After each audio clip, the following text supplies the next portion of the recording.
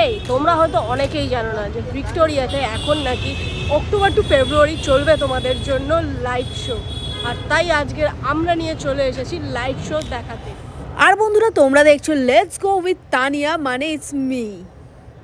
এই দেরি না করে চলে এলাম ভিক্টোরিয়ার সেই গেটে যেখান থেকে আমরা টিকিট কেটে এন্ট্রি করব ভিক্টোরিয়া লাইট শোতে। এই দেখতেই পাচ্ছ আমার মতো আরও কত মানুষ এসে এখানে দাঁড়িয়ে আছে ভিক্টোরিয়া লাইট শো দেখবে বলে, তাই টিকিট কেটে এন্ট্রি করে নিলাম। আর এখানে টিকিট প্রাইস হচ্ছে মাত্র 100 টাকা পার হেড, যেখানে 1 ঘন্টার টাইম থাকছে। তবে বন্ধুরা, তোমরা যদি আসতে চাও তোমরা আসবে ঠিক ক্যাথিড্রাল চার্চের ঠিক অপোজিটে যে গেটটা আছে ভিক্টোরিয়ার, ঠিক সেই গেটে। তাই এবার এন্ট্রি করতেই দেখতে পাচ্ছ এই হলো সেই ভিক্টোরিয়ার রাতের ভিউ। তাই কলকাতা সম্পর্কে জানতে স্টার্ট। আরে কেন হলো দাঁড়ালেন?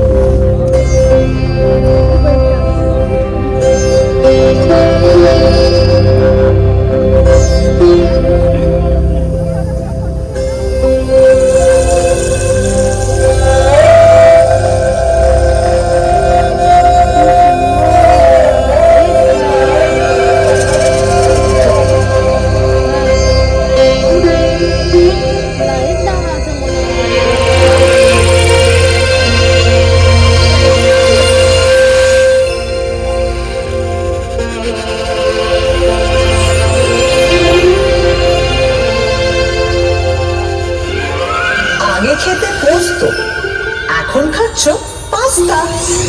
আগে চড়তে হাতি, এখন ফ্লাইওভারের রাস্তা। বদলে যাচ্ছে, সেমও থাকছে কলকাতার সিন। উঁচু থেকে সার্ভে করছি অনেক অনেক দিন। সেসব গল্প বলবো এবার। 1 2 3।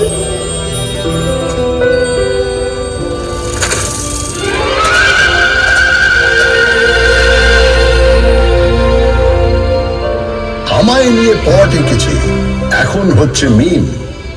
বয়স হলো 300 400 হাজার খানেক থিম।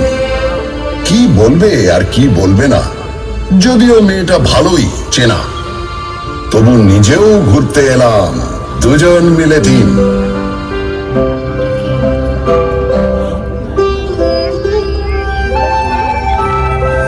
আপনারা এখন যেখানে বসে আছেন, এক সময় সেখানে ঘোরাফেরা করতো।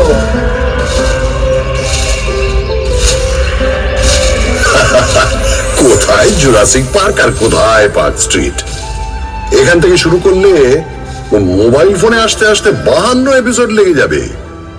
তার চেয়ে একটা চেনা জানা ব্ল্যাক এন্ড হোয়াইট দিয়ে শুরু করো। তাহলে এটা দিয়ে করি।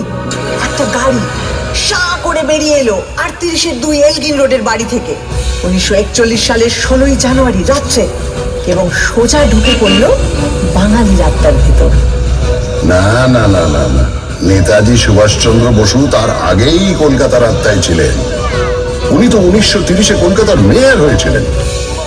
কংগ্রেসের প্রেসিডেন্ট হয়ে তিনি ভারতেরও আত্মায়। তবে ব্রিটিশদের চোখে এক মন ধুলো দিয়ে ওই মহা নিষ্ক্রমণ। 3-4 রকম ছদ্মবেশ, একেবারে থ্রিলার। তার উপরে আক্ষরিক অর্থেই তিনি মৃত্যুহীন। এরকম সুপার হিরো কলকাতা আর পায়নি।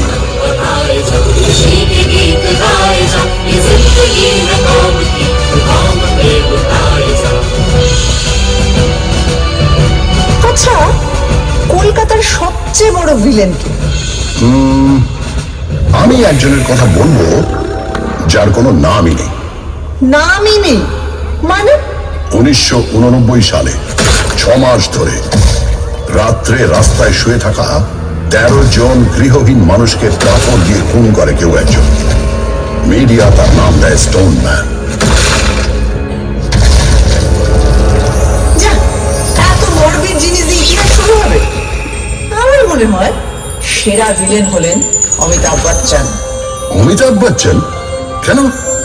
বারে, তিনি কলকাতায় চাকরি করলেন, নাটক করলেন, আর সিনেমাটা কিনা মুম্বাইতে গিয়ে করতে হলো। কি হতো বাংলা সিনেমার নায়ক হলে? সে তো ক্লিফ রিচার্ডও ছোটবেলায় কলকাতায় ছিলেন, মানে হাওড়ায়, কিন্তু সে তো একই হলো। অত বড় একটা গায়ক এখানে থাকলে হয়তো সুমন চ্যাটার্জির মতো জীবন রুটিন শুরু করে দিতেন।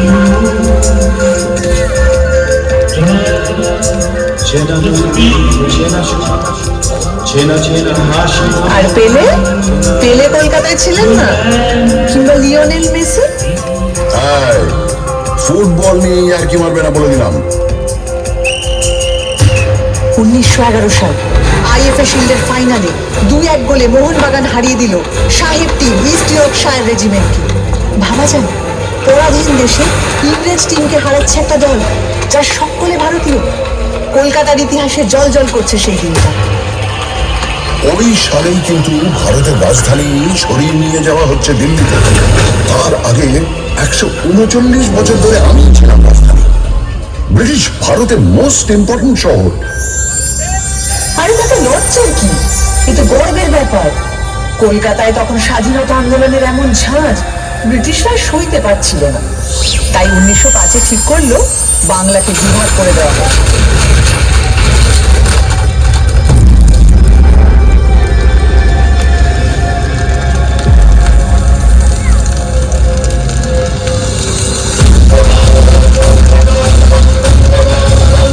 লর্ড কার্জন একটা চিঠিতে লিখছেন, কলকাতাকে সফল চক্রান্তের সিংহাসন থেকে সরাতেই হবে। আরে সুরেন্দ্রনাথ ব্যানার্জির নেতৃত্বে এখানেই তো তৈরি হয়েছিল জাতীয়তাবাদী ইন্ডিয়ান অ্যাসোসিয়েশন, তারপরে এখানেই হয়েছিল অল ইন্ডিয়া ন্যাশনাল কনফারেন্স, আর সেই থেকেই তো কংগ্রেস। সাধে কি ব্রিটিশরা সুরেন্দ্রনাথকে বলতো সারেন্ডার নট? বঙ্গভঙ্গ তো করেই উঠতে পারলো না সাহেবটার প্রতিবাদের জন্য। হ্যাঁ, আর বছর 6 পরে রেগে মেগে রাজধানীটাই বদলে দিল। এতেই তো প্রমাণিত হয় তুমি একটা সাংঘাতিক জাগ্রত শহর, প্রতিবাদের শহর, যাকে কিনা ব্যঙ্গ করে একদিন বলা হবে মিছিল নগরী, এমনকি মুমূর্ষ নগরী। আচ্ছা মুশকিল হলো, তোমাকে তো লোকে সিটি অফ জয়ও বলে। ব্রিটিশদের সময় তোমাকে বলা হতো the second city of British empire, মানে লন্ডনের পরেই। সে তো পয়সার জন্যে। এখান থেকে ব্রিটিশদের কি মুনাফা, রাজস্ব আদায়, পাট বিক্রি, কোটি কোটি টাকা। কি মুশকিল, কলকাতার নিন্দে করলে ক্ষেপে উঠবে, আর কলকাতার প্রশংসা করলে নিজে নিন্দে করতে শুরু করবে, মানে তর্ক লাগাও, তাই না?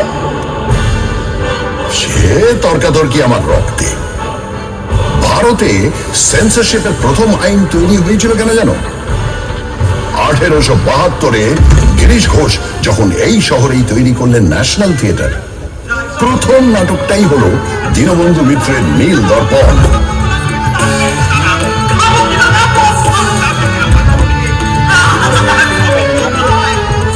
বছর 3 বাদে যখন এই দল সারা ভারত ট্যুর করছে, লখনৌতে নাটকটা হচ্ছে। যে সিনটায় ভারতীয় রায়ত এসে অত্যাচারী নীলকর সাহেবকে মারছে, তা দেখে দর্শকের মধ্যে থাকা ব্রিটিশ সৈন্যরা স্টেজে উঠে সব লন্ডভন্ড করে দিল। তারপরের বছর প্রিন্স অফ ওয়েলস কলকাতায় এসেছিলেন, তাকে অভ্যর্থনা করা নিয়ে ব্যঙ্গ নাটক। আবার অত্যাচারী পুলিশ কমিশনারকে নিয়ে স্যাটায়ার। ব্যাস, ড্রামাটিক পারফরম্যান্স অ্যাক্ট, সেন্সরের খাড়া। শোনো শোনো, যার সেন্স বেশি তার পেছনে সেন্সর লাগবেই। এটা ভালো বলেছ।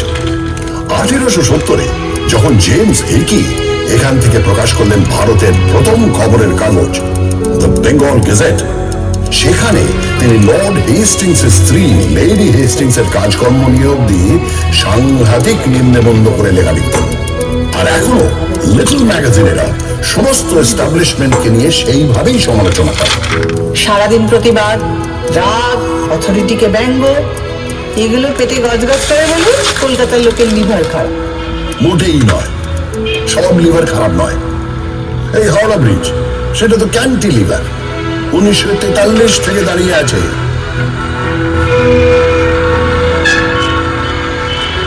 তা বটে, রোজ লাখ লাখ গাড়ি ঘোড়া মানুষ কত কিছুই যাচ্ছে, অথচ এতটুকু টস খায় না। এদিকে নাকি গোটা ব্রিজে একটা স্ক্রু নেই।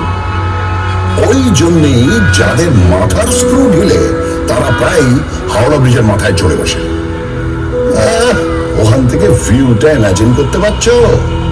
আরে বাবা, আমি পারবো না। বছরের পর বছর ভিক্টোরিয়া মেমোরিয়ালের টাঙে ডানা মেলে ঠাঁই দাঁড়িয়ে কলকাতার মানুষের প্রেম দেখেছি, খুনসুটি দেখেছি। এদিকে তাকালে একাডেমি অফ ফাইন আর্টসের এক্সপেরিমেন্টাল পেন্টিং, ওদিকে তাকালে রেস কোর্সের ভূত উল্কা সারানো, আবার অন্যদিকে ক্লাবে ক্লাবে কোট প্যান্ট পরে কলকাতায় বাবুদের ইংরেজি আনা। ভিউজ আর নিউজ শেখাচ্ছ আমাকে? তোর নারী নক্ষত্র চিনি, বুঝলে? শুধু চেনো না, ছোঁয়াচ লেগে তুমি আমারই মতো। কখনো হাওয়া দিলে বাই বাই করে ঘোরো, আর কখনো গাঁটের ব্যথায় ঘুরতেই ভুলে যাও। এই বাড়ি কখনো তাজমহলের টুকলি বলে দুয়ো খায়, কখনো আবার জাপানিদের বোমা খাওয়ার ভয়ে তার সারা গায়ে গোবর লেপে দিয়ে ব্ল্যাক আউট করা হয়।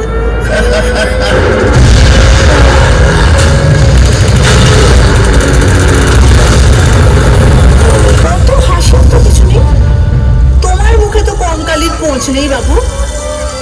ওই দ্বিতীয় বিশ্বযুদ্ধের সময় যখন তোমার রাস্তায় শুয়ে খিদের জ্বালায় শয় শয় লোক মরেছে, আর অন্য লোকেরা তাদের ডিঙিয়ে নির্দ্বিধায় অফিস করেছে, আড্ডা মারতে গেছে।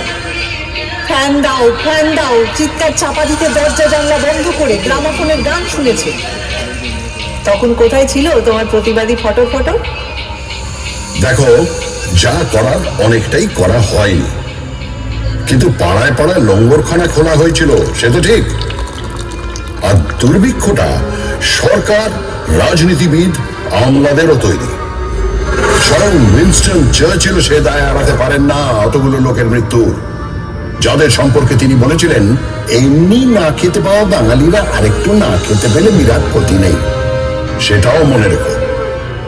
এও মনে রেখো, বিজন ভট্টাচার্যের অসামান্য নবান্ন নাটক অভিনীত হয়েছিল এই দুর্ভিক্ষ নিয়ে, এই শহরে। তা অবশ্য ঠিক। 1942-এ তৈরি হওয়া আইপিটি, ইন্ডিয়ান পিপলস থিয়েটার অ্যাসোসিয়েশন, ছিল বামপন্থী শিল্পীদের সংগঠন, যা থেকে কলকাতায় কত মণিমুক্ত জন্ম হয়েছে তার ইয়ত্তা নেই।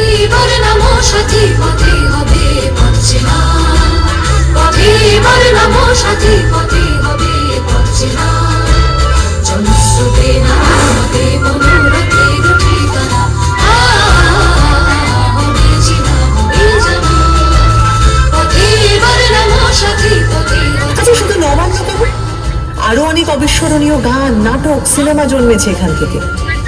আইপিটি এলাতে ঝলমলে হিরে, উৎপল দত্ত, সুচিত্রা মিত্র, জ্যোতিরিন্দ্র মৈত্র, দেবব্রত বিশ্বাস, সলিল চৌধুরী, তৃপ্তি মিত্র, ঋত্বিক ঘটক এবং এরই ভাবশিষ্য মৃণাল সেন। শিল্পকে সমাজ বদলের অস্ত্র হিসাবে ব্যবহার করব, আর তা অতুলনীয় উৎকর্ষ আবেগ দিয়ে জাগিয়ে তুলবে হাজার হাজার মানুষকে। এই জাদু বিপ্লবের রথ হই হই করে চলেছিল অনেক দূর।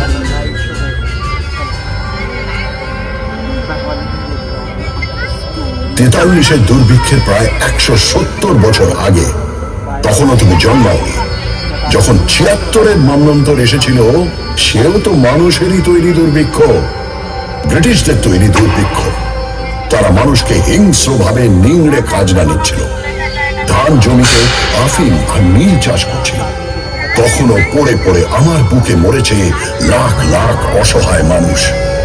কি করব, চুপচাপ চেয়ে থেকেছি। তখন যদি একটা আইপিটিএ থাকতো। তোমার ইতিহাস তো জেগে থাকার ইতিহাস, ঘুমিয়ে থাকারও ইতিহাস। 19 শতকে বাবুরা যখন কাঁড়ি কাঁড়ি টাকা খরচা করে বেড়ালের বিয়ে দিচ্ছিল, যখন গোলাপ জলে জল শৌচ চলছিল, তখন তুমি কেমন ছিলে বাবু? আধা ঘুমন্ত ঢুলছিলে।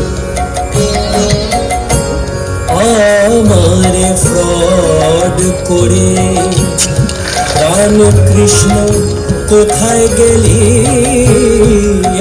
আমারে ফ্রড করে প্রাণ কৃষ্ণ কোথায় গেলি? I am for you very sorry, I am for you very sorry. আমার গোল্ডেন বডি হলো কালি, আমারে ফ্রড করে, আমারে ফ্রড করে। আমার দারুণ মজা লাগছিল। যে চপচপে তেল মেখে 4 ঘোড়ার গাড়ি চড়ে চান করতে যায়, তার একটা বেপরোয়া গ্ল্যামার আছে, এটা মানবে তো? আর দেখো, বাবুদের ওই বাড়াবাড়ি না থাকলে বাইজি নাচের সমজদারিও থাকতো না। তাদের টাকায় ঢালাও স্কুল কলেজের পত্তনও হতো না। আর আমার আমার সবচেয়ে আলো ভর্তি পার্বণ দুর্গাপুজোটাই হতো না। দুর্গাপুজোটাই হতো না?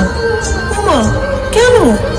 আরে শোভাবাজারের বাবু নবকৃষ্ণদেব মাদ্রাসা তৈরির জন্য প্রচুর টাকা দিয়েছেন, রাস্তা তৈরি করে দিয়েছেন, সারা দেশ থেকে গায়ক বাজনদার এনে বিশাল সঙ্গীত সম্মেলন করেছেন।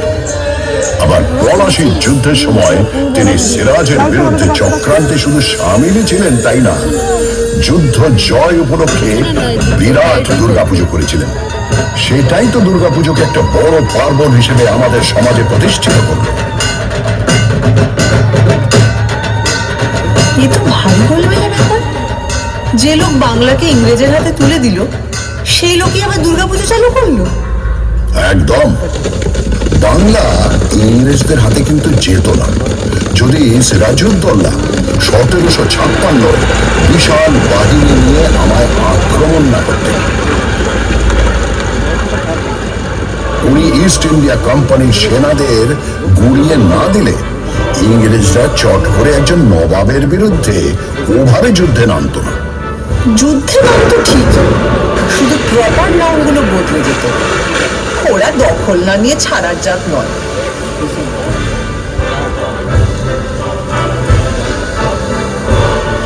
ওই যে ইস্ট ইন্ডিয়া কোম্পানির এজেন্ট জব চার্নক প্রচন্ড বৃষ্টি বাদলার মধ্যে নৌকো ভেড়ালেন 1690-এর 24শে আগস্ট। ব্যাস, চাকা গড়াতে শুরু করলো। তোমার ইতিহাসেরও শুরু। ভুল ভুল ভুল, তোমার কথাটা সম্পূর্ণ ভুল। চাণক আসার অনেক আগেই কবি কঙ্কন মুকুন্দরাম আমার কথা লিখে গেছেন। তারও আগে 1495-এর বিপ্রদাস পিপিলাইয়ের মনসামঙ্গল কাব্যেও আমি আছি। সাবর্ণ রায়চৌধুরীদের পরিবার ব্রিটিশরা আসার অনেক আগে থেকেই কলকাতার জমিদার ছিলেন, তাই ইতিহাসটা ওখান থেকে শুরু নয়। আর 2 নম্বর ভুল হচ্ছে, চার্নক এসে যে চাকাটা খারাপ রাস্তায় গড়ালো তাও কিন্তু নিশ্চিত নয়। রামমোহন রায় সতীদাহ বন্ধ করলেন ঠিকই, কিন্তু অত বড় কাজটা কি করতে পারতেন যদি লর্ড বেন্টিঙ্ক না সাহায্য করতেন? মাইকেল মধুসূদন দত্ত কি বাংলা কাব্যের বাঁক বদল ঘটাতে পারতেন যদি মিল্টনের প্রভাব না পড়তো? আর বঙ্কিমচন্দ্র, উনি কি বাংলায় প্রথম উপন্যাস লিখতে পারতেন যদি ওয়াল্টার স্কট না পড়া থাকতো?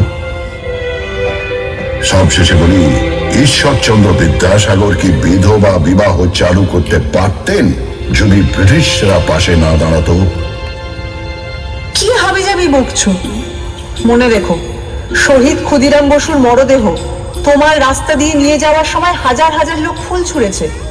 তোমার রাইটার্স বিল্ডিং এ অত্যাচারী ব্রিটিশকে গুলি করার পর আত্মঘাতী হয়েছেন বিনয়, বাদল, দীনেশ।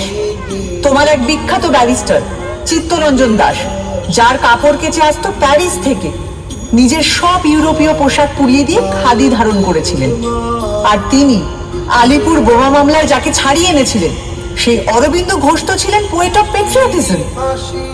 আরে বাবা, তুমি বিপ্লবী সংগঠন অনুশীলন সমিতির শহর। ভারতবাসী আমি হাসি হাসি করব ফাঁসি, দেখবে ভারতবাসী। একবার বিদায় দে মা, ঘুরে আসি। একবার বিদায় দে মা, ঘুরে আসি।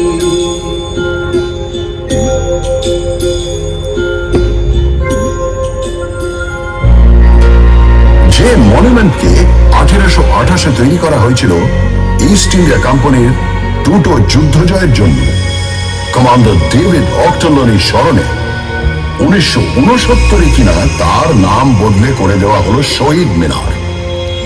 উৎসর্গ করা হলো ভারতের স্বাধীনতার যুদ্ধে শহীদদের উদ্দেশ্যে। তবে অত রাগের কিছু নেই, আমি শুধু ভাবছিলাম কি হলে কি হতো। ভাবো ভাবো, ভাবা প্র্যাকটিস করো। এটাও ভাবো, কলকাতায় যদি বাঘ সিংহ ঘুরে বেড়াতো তাহলে কি কি হতো? আরে কলকাতার বাঘ তো বিখ্যাত, বাংলার বাঘ তো কলকাতাতেই থাকতেন। 1857 সালে হওয়া কলকাতা বিশ্ববিদ্যালয়কে বছর 50 পরে দায়িত্ব নিয়ে একেবারে নতুন রূপ দিয়েছিলেন এই বাঘ, আশুতোষ মুখোপাধ্যায়। আর সিংহ? হ্যাঁ, সিংহও তো ছিল, কালী প্রসন্ন সিংহ, যিনি এক হাতে অনুবাদ করেছেন মহাভারত আর অন্য হাতে আমায় নিয়ে লিখেছেন হুতম প্যাঁচার নকশা। আচ্ছা, বাঘ সিংহ তো বুঝলাম, আর গন্ডার? হ্যাঁ, গন্ডারও আছে। গন্ডার হচ্ছে তারা যাদের চামড়া ভেদ করে কলকাতার অবিশ্বাস্য মনীষীদের কথাগুলো ঢোকেইনি। রামমোহন রায় তাদের কাছে পাটকেল খেয়েছেন, আর বিদ্যাসাগরকে নিয়ে তো ব্যঙ্গ করে গান বেঁধে ঘুরে ঘুরেও গিয়েছেন তারা। এগুলো বরং প্রমাণ করে ওরা সময়ের চেয়ে কত এগিয়ে ছিলেন। বিবেকানন্দকে শুনতে হয়েছে তিনি নাকি সন্ন্যাসী নন, ম্লেচ্ছ দেশে যান, মাংস খান, অথচ তিনি শিকাগোয় গিয়ে ভারতের জয়ধ্বজা উড়িয়ে এলেন অসামান্য বক্তৃতায়। তার গুরু রামকৃষ্ণকে শুনতে হয়েছে তিনি নিরক্ষর, আর তিনি তার সহজাত বোধ ও ধর্মজ্ঞানের ছটায় চারপাশে জড়ো করে এনেছেন শ্রেষ্ঠ মনীষীদের। তার যত মত তত পথ শুধু ধর্ম নয়, শহর কলকাতার জীবনযাপনেরও দর্শন।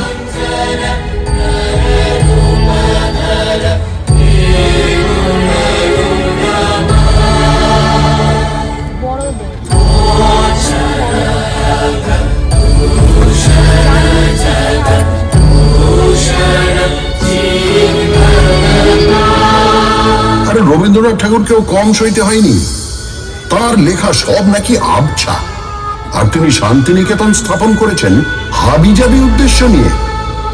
কিন্তু তার নোবেল প্রাইজ এখনো আমার অহংকারের প্রথম পংক্তি।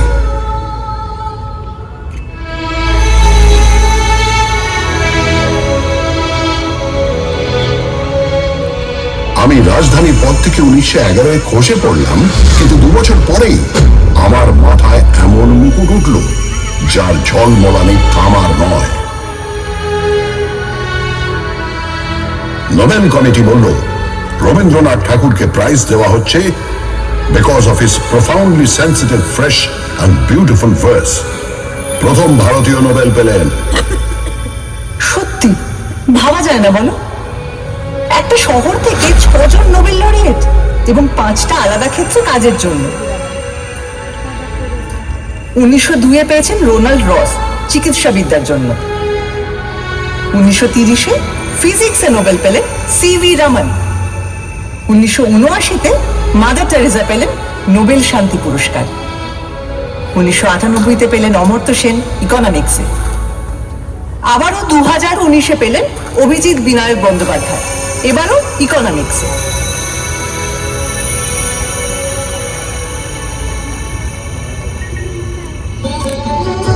আরে বাবা, নোবেল পাওয়াই তো আর শেষ কথা নয়।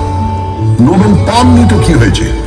আমার আকাশে জ্বলজ্বল করছেন বিজ্ঞানী জগদীশ চন্দ্র বসু, যিনি উদ্ভিদ বিদ্যা থেকে রেডিও আবিষ্কার অব্দি ছড়িয়ে দিয়েছেন নিজের প্রতিভা। আচার্য প্রফুল্ল চন্দ্র রায়, যিনি প্রথম অল ইউরোপীয় মানুষ যার সম্মানে ইংল্যান্ডের রয়্যাল কেমিক্যাল সোসাইটি তৈরি করেছে কেমিক্যাল ল্যান্ডমার্ক ফলক। তারপর বলি প্রফেসর সত্যেন্দ্রনাথ বসু, যিনি বোস আইনস্টাইন স্ট্যাটিস্টিক্সের পুরোধা, যার নামে বোসন কণা। এখানেই শেষ নয়, আরো আছে শ্রী প্রশান্ত চন্দ্র মহলানবিশ, যিনি ভারতীয় স্ট্যাটিস্টিক্স চর্চার জনক, প্ল্যানিং কমিশনের অসামান্য কারিগর, যার জন্মদিন এখন ন্যাশনাল স্ট্যাটিস্টিক্স ডে। তাই তুমি থামো তো, এত বিজ্ঞানীদের মেলা বসে গেছে যেখানে, সেটা কিন্তু অবৈজ্ঞানিক হুজুগেরও আখড়া। 1857 সাল কলকাতা এলো মরা ফেরার হুজুগ। কেউ বলল এবছর যত লোক মারা গেছে তারা সবাই কালী পুজোর রাতে ফিরে আসবে। কেউ বলল না না না না না, গত 10 বছরে যত লোক মারা গেছে তারা সবাই 15ই কার্তিক ফিরে আসবে। সারা শহরে হইচই পড়ে গেল। প্রচুর লোক অপেক্ষা করতে লাগলো তাদের মৃত আত্মীয়দের জন্য। গানও বাঁধা হলো, মরা মানুষ ফিরে এসেছে, দেখে এলাম রানাঘাটে ভাসতে ভাসতে আসতেছে, গলা সরু পেট মোটা, জল খেয়ে হয়েছে সোঁটা, ইত্যাদি ইত্যাদি। হ্যাঁ, হ্যাঁ, কিন্তু 1979 হুজুরটাও খারাপ নয়। আমেরিকার পাঠানো স্যাটেলাইট স্কাইল্যাব নাকি ভেঙে পড়বে। সবাই পারলে আকাশের দিকে তাকিয়ে হাঁটে, কেউ কেউ হেলমেট পরে সারাদিন ঘুরত।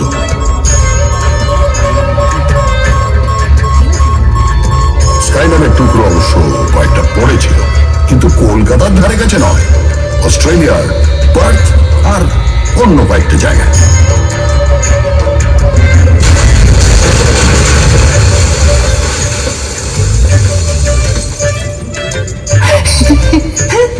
আমি বলি কি, সব সেরা হুজুর হলো গণেশের দুধ খাওয়া। 1995 সালে এক দুপুরে হঠাৎ নাকি গণেশ দুধ খেতে লাগলেন। মন্দিরের গণেশ, ক্যালেন্ডারের গণেশ, ঘুলঘুলির গণেশ কেউ বাদ নেই। পড়ি মরি করে সবাই দুধ নিয়ে ছুটতে লাগলো। এমন মিরাকেল থেকে বাদ পড়ে গেলে পুণ্যের কোটায় কম পড়ে যাবে যে। তাদের গায়ে নিশ্চয়ই ডিরোজিওর অদৃশ্য ঘুষি পড়েছিল। একটা 17 বছরের অ্যাংলো ইন্ডিয়ান ছেলে হিন্দু কলেজে ইংরেজি পড়াতে এসে তার ছাত্রদের শেখাচ্ছে তর্ক করো, যাচাই করো, যুক্তিবাদী হও, প্রথাকে চ্যালেঞ্জ করো। আর সেই ছাত্ররা, বলা ভালো শিষ্যরা, ইয়াং বেঙ্গল হয়ে তখন দিকে দিকে ছড়িয়ে পড়ছে, সমাজ বদলানোর চেষ্টা করছে। এও তো এখানেই হয়েছিল। তারা যেরকম গোড়া ব্রাহ্মণদের ঝাঁকুনি দিয়ে সমাজটাকে শোধরানোর চেষ্টা করত, 70-এর দশকেও একদল ছেলেপুলে নকশাল আন্দোলনের মাধ্যমে সেরকমই একটা ধাক্কা দেওয়ার চেষ্টা করল। কিন্তু বুলেট আর বোমার প্রতিক্রিয়াও ভীষণ মারাত্মক। আর তখনকার রাজনীতিও ছিল অনেক ঘোরটা চলে। রাত্রির জুড়ে বোমা আর পুলিশের জিপের শব্দ, আর দিনের বেলা গঙ্গা জুড়ে উজ্জ্বল যুবকদের লাশ ভেসে যাওয়া দৃশ্য। তোমার গায়ে অনেক গরম রক্ত ছিটকে পড়েছিল। আদর্শ, প্রথা সব হারিয়ে গেছিল নতুন নতুন মুখোশের আড়ালে।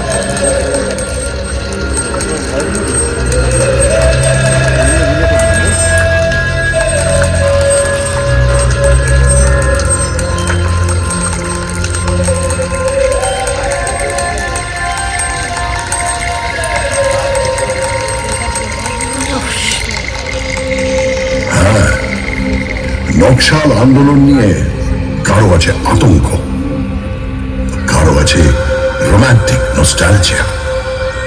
চীনের চেয়ারম্যান আমাদের চেয়ারম্যান, এই স্লোগান নিয়ে একটু মুখ টিপে হাসিও আছে। কিন্তু কেনই বা এখান থেকে কেউ চীনের নেতাকে ঘিরে সংগ্রাম গড়ে তুলবে না? কেন ওই কথা বলবে না? কলকাতাকে বিশ্ব নাগরিকতার কেন্দ্র নয়? দেখো, সেটা হিন্দু কলেজটাই একটা বিরাট স্টেটমেন্ট। ইংরেজি ভাষা শিখতে হবে, পাশ্চাত্য সংস্কৃতি বুঝতে হবে, তাকে নিজেদের সংস্কৃতির সঙ্গে মেলাতে হবে, এরকম একটা ভাবনা নিয়ে যে স্কুল করা দরকার, তা ভারতে অন্য প্রান্তে কেউ তো ভেবে বের করতে পারেনি। সাহেব আর বাঙালি মিলেমিশে 1817 সালে এমন একটা কাজ করলো, যা না থাকলে বেঙ্গল রেনেসাই হতো না।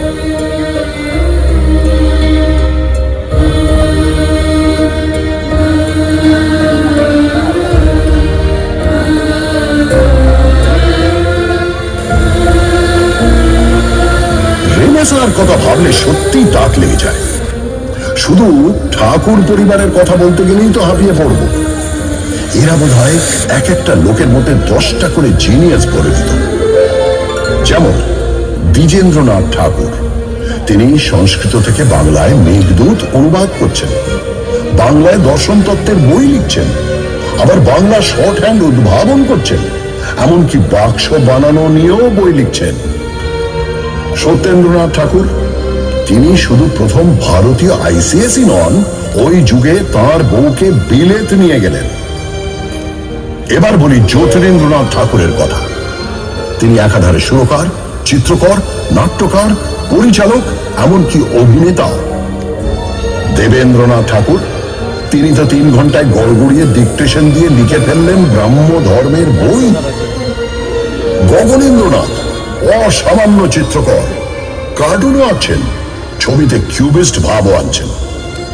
আর অবনীন্দ্রনাথ ঠাকুর, তার আঁকা ছবি আর লেখা গল্প, এই দুই বাংলা সংস্কৃতির বিস্ময়।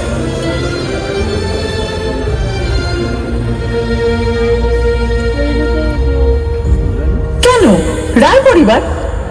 উপেন্দ্র কিশোর রায়চৌধুরী বেহালা বাজাচ্ছেন, আবার বাংলা শিশু সাহিত্যের কাঠামো করে দিচ্ছেন, বাচ্চাদের পত্রিকা বের করছেন, আবার হাফটোন প্রিন্টিং এ আশ্চর্য আবিষ্কার করে বিপ্লব এনে দিচ্ছেন। তার ছেলে সুকুমার রায় খেয়াল রসের গদ্যে পদ্যে তাক লাগিয়ে দিচ্ছেন, আবার ননসেন্স ক্লাবে প্লেটো বা তুর্গেনেভ নিয়ে কথাও বলছেন। এরা বোধ হয় প্রাচ্য পাশ্চাত্যের গুণগুলোকে একটা গেলাসে গুলে সকালে উঠেই খেয়ে নিতেন। হ্যাঁ, ঠিক বলেছ।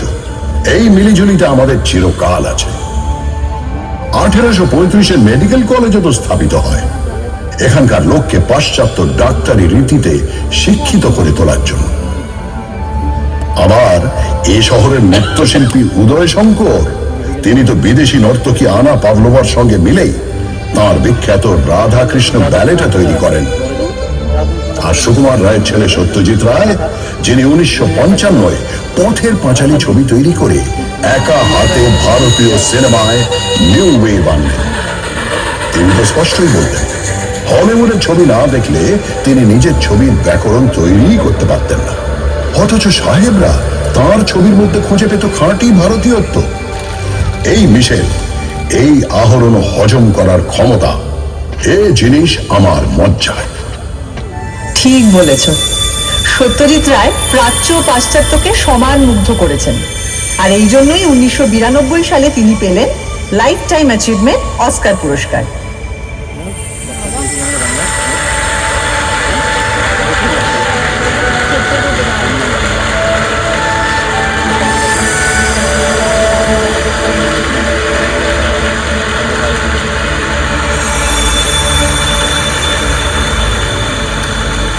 হ্যাঁ, কিন্তু এটা ভুলো না, ওই বছরেই সত্যজিতেরই গোড়ার দিকের ছবির ক্যামেরাম্যান সুব্রত মিত্র, তিনি পেলেন Eastman Kodak lifetime achievement for excellence in cinematography. অদ্ভুত, সুব্রত মিত্র পৃথিবীর এক সেরা ক্যামেরাম্যান, কিন্তু তার নামটা সেভাবে প্রচারই পেল না। এই আনসাং হিরোদের নিয়ে তোমার এই হইচইটা একটু বোঝাও তো, এটা আদিক্ষেতা না উদারতা? আমি না ঠিক আন্দাজ করতে পারি না। কারণ নামে প্রশংসা করলেই কলকাতায় এরা তক্ষুনি আরেকটা নাম পকেট থেকে ফস করে বের করে বলে, উনি তো দর পেলেন না কিন্তু মহান ছিলেন। হ্যাঁ, বলবো নাই বা কেন? কলকাতার মানুষ যেমন জয়ীকে নিয়ে নাচানাচি করে, তেমনি তথাকথিত পরাজিতকেও তার মূল্য দিতে জানে। যিনি প্রাইজ পাননি, অখ্যাতি নিয়ে মারা গেছেন, তাকেও পুজো করতে জানে। কারণ সে বোঝে একজন স্রষ্টার মূল্য তিনি কতটা সোনা কুড়োলেন তা দিয়ে বিচার হয় না, কতটা সোনা বিলোলেন তা দিয়ে মাপতে হয়। তাই রবীন্দ্রনাথ যতদিন, জীবনানন্দ দাশ ততদিন, সত্যজিৎ রায় যতদিন, ঋত্বিক ঘটক ততদিন, সৌম্য মিত্র যতদিন, বাদল সরকার ততদিন, সুনীল গঙ্গোপাধ্যায় যতদিন, কমল কুমার মজুমদার ততদিন। পঙ্কজ রায়কে আমরা মাথায় তুলে রাখব, শুটে ব্যানার্জিকেও, হেমন্ত মান্না সন্ধ্যাকেও সিংহাসন দেব, সুচিত্রা মিত্র, কণিকা বন্দ্যোপাধ্যায়কেও কুর্নিশ জানাবো, সঙ্গে নির্মলা মিশ্র, প্রতিমা বন্দ্যোপাধ্যায়কেও। নিখিল ব্যানার্জির সেতারে বুধ থাকবো। এগুলো হুজুগ নয়, এক্সট্রা সচেতনতা। আচ্ছা, এটা শুধু শিল্পের বেলায় জেগে ওঠে কেন বলতো? যখন 1947-এ দেশভাগের পর উদ্বাস্তুরা দলে দলে এসে পৌঁছলো এই শহরে, তখন সেই মানুষগুলোকে, সেই মুহূর্তের পরাজিতদের বুকে টেনে নিতে এত অনীহা কেন? তখন তাদের বিদ্রুপ কেন, অবহেলা কেন, বলতে পারো? সে হয়তো গোড়ার দিকে ছিল। তারপর যতই ঘটি বাঙাল লড়াই ফুটবলের মাঠে থাকুক আর রান্নার পাতে থাকুক, সবাই মিলেমিশে এক হয়ে গেছে, এতে তো সন্দেহ নেই। এতেও সন্দেহ নেই যে এই উদ্বাস্তুদের যথোচিত সম্মান দিয়ে তাদের থাকা খাওয়ার সংগ্রামে পাশে দাঁড়ানোর কাজ করেছিল বলে বাম রাজনীতি একসময় অনেকখানি মিশে গিয়েছিল আমার ডিএনএতে। উদ্বাস্তুরা তো আবারও এসেছেন। বাংলাদেশের মুক্তিযুদ্ধের সময় 1971-এ এখনো অনেকে আসছেন। কলকাতা তো কাউকে ফেরায় না। তা ঠিক, শেষমেশ সবাইকে নিয়ে কাবাব খায় বা বিরিয়ানি। এই যে দুটো নাম বললে, এই খাবারগুলোই কলকাতায় আসতো না যদি না আরেক পরাজিতকে কলকাতা সসম্মানে ঠাঁই দিত। সেটা আবার কিরকম? ওয়াজিদ আলী শাহ, আউধের নবাব। जिसके भरे तोरना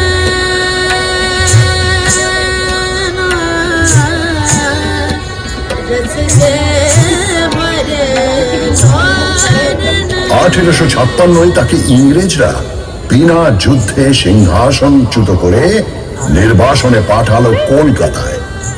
তিনি ঘাঁটি গড়লেন মেটিয়া বুরুজে। চালে চলনে, পোশাকে আশাকে আর অবশ্যই খাবারে মেটিয়া বুরুজ হয়ে উঠল ছোটা লখনৌ।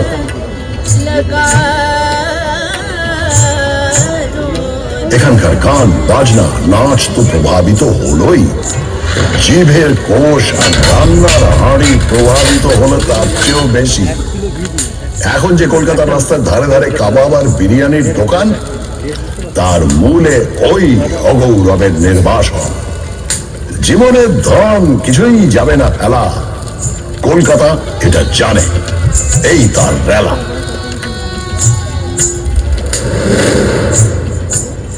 এই রেলা টেলা কোথায় চলে যায় যখন 1946-এর দাঙ্গার কথা মনে পড়ে যায়। সেই হিন্দু মুসলিম দাঙ্গা প্রায় 1 সপ্তাহ ধরে চলেছিল। পরিবার হিন্দুদের বাঁচিয়েছিলেন, কলকাতা সেই স্পিরিটটা নিয়ে এগিয়ে চলেছে। ওসব দাঙ্গার কথা ছাড়ো, বিদেশে যখন রবিশঙ্কর আর আল্লা রাখা মিলে অবিশ্বাস্য সুরের চালচিত্র তৈরি করেন, বা মহিষাসুর মর্দিনীতে যখন বীরেন্দ্র কৃষ্ণ ভদ্রের চণ্ডী পাঠের সঙ্গে বেজে ওঠে মুসলিম শিল্পীদের অলৌকিক বাজনা, তখন কি সেই ম্যাজিকটা জানান দেয় না? মাতলো রে ভুবন বাজলো তোমার আলোর বিনু। জানো, আমার না মনে পড়ে গেল ম্যাজিশিয়ান পিসি সরকারের কথা। একবার নাকি তার ম্যাজিক দেখতে সবাই এসেছে, কিন্তু 10 মিনিট হয়ে গেছে ম্যাজিশিয়ানের আসার নামই নেই। সবাই অস্থির, অধৈর্য। হঠাৎ সবাই শুনতে পেল হিয়ার আই অ্যাম। চমকে তাকিয়ে দেখলো মঞ্চে তিনি বললেন, ঠিক সময়ই তো এসেছি, ঘড়িটা দেখুন তো। চমকে তাকিয়ে সবাই দেখলো ঘড়ির কাঁটা পিছিয়ে গিয়েছে 10 মিনিট। সব ঠিক আছে।